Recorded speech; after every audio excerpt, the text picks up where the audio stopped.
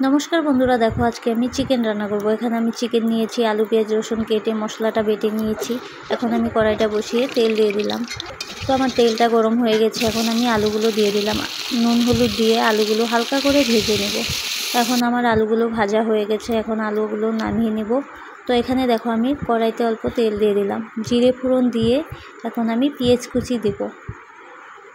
পেঁয়াজ কুচি দিয়ে এখন আমি চিকেন দেব। চিকেন দিয়ে মশলা দিয়ে নুন হলুদ দিয়ে ভালো করে কষিয়ে নেব। তো তোমরা যদি চাও চিকেনটা ম্যারিনেট করে রাখতে পারো, আমি রাখিনি, অনেকই সিম্পলভাবে চিকেনটা রান্না করলাম। তো এখানে দেখো আমার চিকেনটা হয়ে গেছে। তো ভালো করে কষিয়ে এখন আমি পরিমাণ মতো জল দিয়ে দেব।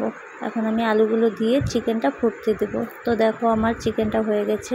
এখন আমি গরম মশলা দিয়ে চিকেনটা নামিয়ে নেব। তো আমার ভিডিওটা ভালো লাগলে লাইক কমেন্ট শেয়ার প্লিজ করো, কমেন্ট করে বলো কেমন হয়েছে। আর অনেকই সিম্পলভাবে রান্না করেছি। বাই।